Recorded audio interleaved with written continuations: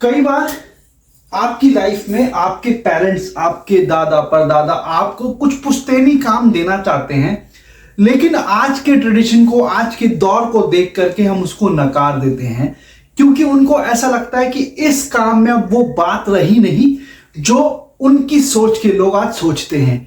ये कहानी है बहुत ही ज्यादा इंटरेस्टिंग इंसान की, जो आज की डेट में उस काम को करने के बाद बोला कि ये काम मेरे लिए दुनिया से भी बड़ा काम बन गया। और वो काम उनका पुश्तैनी काम था। उनके पीढ़ी दर पीढ़ी जो काम चलता चला आ रहा था, उनको वो काम सौंपा गया और उसके बाद उन्होंने उस काम को इतना अच्छे तरीके से आगे बढ़ाया कि आज पूरे विश्व में उनका नाम हो गया। मैं और किसी की नहीं, मैं बात कर रहा हूं अरुण योगीराज की, जो कि एक ऐसे कर्नाटक के मूर्तिकार हैं जिन्होंने अपनी पीढ़ी दादा परदादा से अपने काम को इस मुकाम पे पहुंचा दिया कि राम मंदिर में उनके द्वारा कलाकारित हुई मूर्ति गर्भाशय में लगी है। अब इस चीज को बहुत ध्यान से समझिए कि यह कहानी एक ऐसे इंसान की है जिसने अपने पुश्तैनी काम को इतना समझदारी से लिया, इतना अच्छे तरीके से लिया, जो कि उनका विश्व में नाम हो गया। इस चीज को बहुत ध्यान से समझना, क्योंकि आज की पीढ़ी जो कि अपने पुश्तैनी काम को, अपने दादा परदादा पिताजी के काम को आगे नहीं बढ़ाना चाहती, क्योंकि उनको यह लगता है कि ये 2024 है, इसमें ये काम की अब कोई वैल्यू नहीं है। लेकिन आपको जैसा समझना चाहिए कि मूर्तिकार, किसी भी मूर्त को बनाने वाला इंसान उतनी ही गहराई से काम करता है जितनी गहराई से कोई भी बहुत बड़ा साइंटिस्ट करता होगा। अरुण योगीराज कर्नाटक के एक ऐसे मूर्तिकार थे जिन्होंने अपना पूरा डेडिकेशन मूर्ति बनाने में लगाया, और ये काम उनको उनके दादा परदादा से मिला और उन्होंने उसी उत्सुकता के साथ इस काम को आगे बढ़ाया। जब राम मंदिर के लिए मूर्तिकारों की प्रेजेंटेशन चल रही थी, उन सभी देश के बड़े बड़े मूर्तिकारों ने अपनी इस मूर्ति बनाने की कला को गवर्नमेंट के या जो भी उस मंदिर का आयोजक था उसके सामने अपनी कला को रखा, और उसमें से थे एक अरुण योगीराज, जिन्होंने अपनी प्रेजेंटेशन उनको दिखाई। और कुछ समय बाद, उसके बाद 2-3 मीटिंग और हुई, जिसके बाद फाइनली उनका सिलेक्शन हुआ रामलला की एक बहुत ही भव्य मूर्ति बनाने के लिए। और मूर्ति बनाना एक ऐसा काम है जिसमें आपको पूरा डेडिकेशन चाहिए होता है, क्योंकि जिस पत्थर के साथ आप मूर्ति बना रहे हैं या जिस भी पत्थर को उस मूर्त में तब्दील कर रहे हैं, उसकी एक छोटी सी गलती आपकी पूरी मूर्त को खराब कर सकती है। तो यह काम जब उनको मिला तो उन्होंने एक चीज बोली जो कि आपको समझनी चाहिए। वो चीज थी कि मैं पूरे विश्व का बहुत सौभाग्यशाली इंसान हूं जिसको रामलला की ये मूर्त बनाने को मिल गई, और साथ ही साथ गर्भाशय में उनकी मूर्त को रखा जाएगा। पूरे देश विदेश, पूरा ब्रह्मांड, पूरा दुनिया उस मूर्ति को देखेगी और राम मंदिर को देखने के लिए आएगी। इस मूर्त के बारे में हम भी इमेजिन नहीं लगा सकते थे कि भगवान श्री राम की मूर्ति इस तरीके से बनेगी। अब आपको इस चीज से 5 चीजें सीखनी चाहिए कि किस तरीके से आप अपनी लाइफ को इस मूर्तिकार से इंस्पायर कर सकते हैं। सबसे पहला पॉइंट और सबसे इंपॉर्टेंट पॉइंट, कि जब भी आपके पेरेंट्स या आपके दादा परदादा कोई काम आपको सौंपते हैं तो नॉर्मली लोग उसको नकार देते हैं और अपनी मेंटालिटी के साथ चलना चाहते हैं।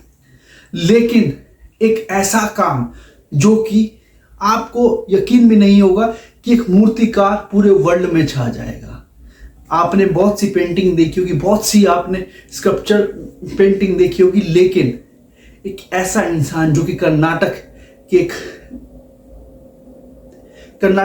में रहता है और वहां से उठ करके सीधा अयोध्या पहुंच जाएगा और अयोध्या के थ्रू पूरे विश्व में उसका नाम होगा। दूसरा, मूर्तिकार बनना आसान नहीं है। डेडिकेशन, बहुत ज्यादा डेडिकेशन कंसंट्रेशन सबसे ज्यादा इंपॉर्टेंट होता है और इसके अंदर इतना ज्यादा डेडिकेशन होता है कि अगर आप इसका 1% भी डेडिकेशन अपनी रेगुलर लाइफ में या फिर किसी भी दूसरे एम में लगा दो तो आप उसमें अव्वल आ जाओ। तीसरा सबसे इंपॉर्टेंट पॉइंट यहां पे यह है कि जिस तरीके से अरुण योगीराज ने इस मूर्ति को पूरे शिद्दत के साथ डाला, उस दौरान उनकी आंख में भी परेशानी हुई थी। एक नुकीला पत्थर उनकी आंख में टूट करके उस मूर्ति का लग गया था। लेकिन जब आपका मनचाहा काम आपके सामने हो और आपको लगे कि पूरी दुनिया इसको देखी जाएगी, तो उस समय इंसान अपनी जान की बाजी भी लगा देता है। अपने आंख में दवाई डाल डाल के, जिस पत्थर के थ्रू, जो पत्थर उनके आंख में गया था, उससे उनका ऑपरेशन भी हुआ था। लेकिन उसके बाद आंखों में दवाई डाल डाल के उन्होंने अपने इस काम को पूरा किया, क्योंकि वो उनका एक पैशन था। उनको दिखाना था कि हाँ, श्री भगवान राम इस सुंदर मूर्त में किस तरीके से दिखाई देंगे। डेडिकेशन सबसे ज्यादा इंपॉर्टेंट होता है। फोर्थ पॉइंट आपको यहां पे ये समझना चाहिए कि जब भी हम कोई भी काम लेते हैं, ये तो एक बहुत अलग तरीके का काम हो, कोई भी काम अपनी लाइफ में आप लो, उसको इतनी शिद्दत से करो कि अपने आप को आप भूल जाओ। आप उसको कंसिस्टेंसी बना करके रखो, क्योंकि कंसिस्टेंसी एक ऐसा पार्ट होता है जो कि आपकी लाइफ को पूरा का पूरा चेंज कर देता है। आप आज की डेट में मेरी YouTube पे आप देख रहे हो, रेगुलर मैं वीडियोस अपलोड कर रहा हूं और आपको इंस्पायर करने की कोशिश कर रहा हूं कि कोई एक वीडियो आपके माइंड में क्लिक कर जाए और आपकी लाइफ को पूरा चेंज कर दे। यही कंसिस्टेंसी के बदौलत आप कुछ भी हासिल कर सकते हैं। आप जितने भी लोगों को अपनी कहानी से, अपनी वीडियो से इंस्पायर करना चाहते हैं, वो सब कुछ हो सकता है। पांचवा बहुत ज्यादा इंपॉर्टेंट, कि जब आपके ऊपर कोई इंसान रिस्पॉन्सिबिलिटी देता है किसी भी काम को, तो उतना ही प्रेशर आपके ऊपर और होता है, क्योंकि उस काम को इस तरीके से आपको देना होता है कि उसमें 1% का भी नुस्ख ना निकले। तो कोई भी जिम्मेदारी आप निभा रहे हो अपनी लाइफ में, आप फैमिली की जिम्मेदारी निभा रहे हो, आप प्रोफेशनल काम की जिम्मेदारी निभा रहे हो, आप कोई बिजनेस की जिम्मेदारी निभा रहे हो, कोई भी जिम्मेदारी आप निभा रहे हो, तो उसको इतनी शिद्दत से करो कि वो जिम्मेदारी भी शर्मा जाए कि यार इतनी शिद्दत से कौन करता है। तो इन 5 पॉइंटों को अरुण योगीराज से हमें सीखना चाहिए कि किस तरीके से उन्होंने अपने पूर्वज का काम इतना आगे बढ़ा दिया। आज उनकी सारी पीढ़ी उनके लिए इतना ज्यादा गर्व महसूस कर रही होगी, क्योंकि उनके इस डेडिकेशन, इस अच्छे काम के बदौलत आज पूरे विश्व में उनका नाम है। एक रामलीला की मूर्त जो कि हमारे श्री प्रभु राम हैं, उनकी मूर्त बनाने का उनको मौका मिला है। अगर आपको एक मंदिर पे सिर्फ हाथ जोड़ने का मौका मिल जाए ना, तो आप बहुत खुश हो जाते। लेकिन आपको उस भगवान की मूर्त बनाने का मौका मिल गया जिसको पूरा विश्व पूजता है। तो इसको बहुत ध्यान से समझिएगा, क्योंकि दोस्तों ये 5 पॉइंट आपकी जिंदगी को पूरा चेंज कर देंगे। और अरुण योगीराज से जो हम जिस तरीके से इंस्पायर हुए हैं, ये चीज भी आपको समझनी चाहिए और ये बहुत ज्यादा इंपॉर्टेंट है। सो मिलते हैं कल शाम को फिर से अपनी एक नई वीडियो के साथ।